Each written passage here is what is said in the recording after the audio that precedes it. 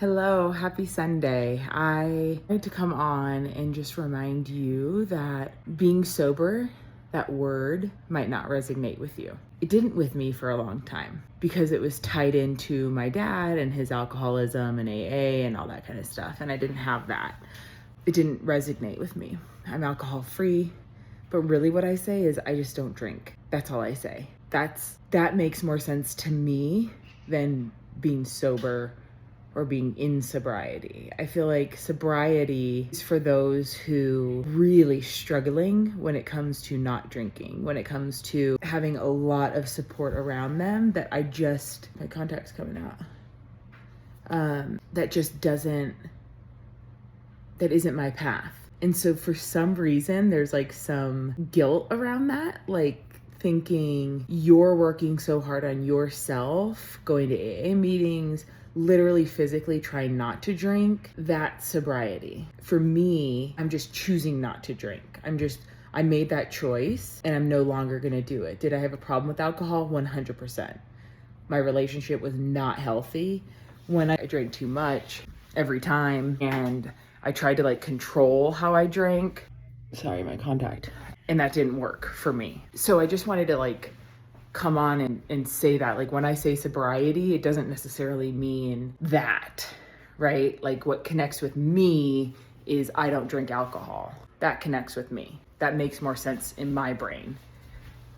And so if it does for you, I encourage you to kind of like rephrase that for yourself and follow along. I'm creating right now this beautiful guide and workbook for you because I didn't have that when I was trying to get sober, when I was trying to just say like, enough is enough.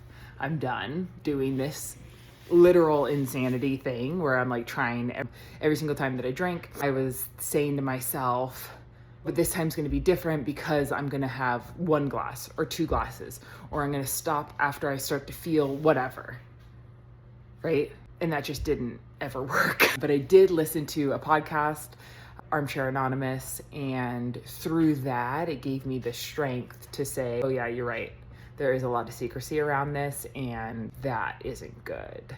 And so through that, it's called Day 7. Dax Shepard shares his,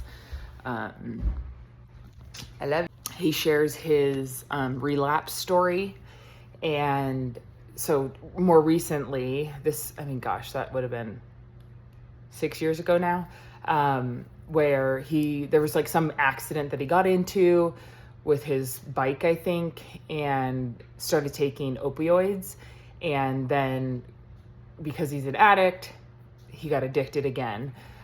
Even though they put a bunch of like precautions, right? Like a bunch of people knew about how much he should be drinking, how much he should be taking, when he should be taking it. But then as someone who has, like for myself, like I have absolutely zero control over alcohol, not opioids. I've never taken one. My mom never allowed us to, because my dad's an alcoholic and he's like addicted to anything and everything.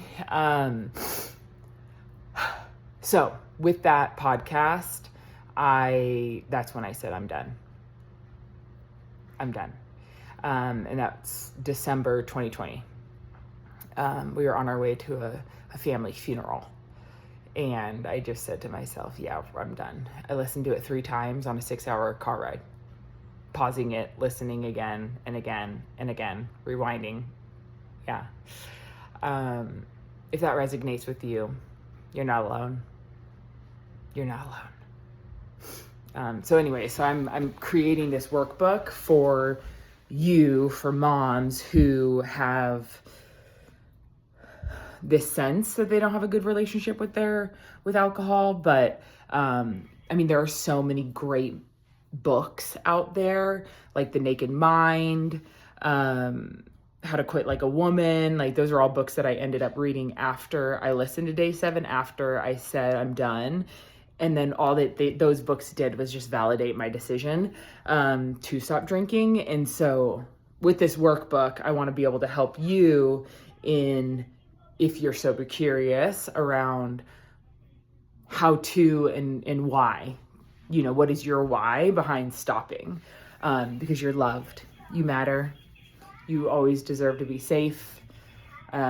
But most importantly, you're not alone. Have a good day.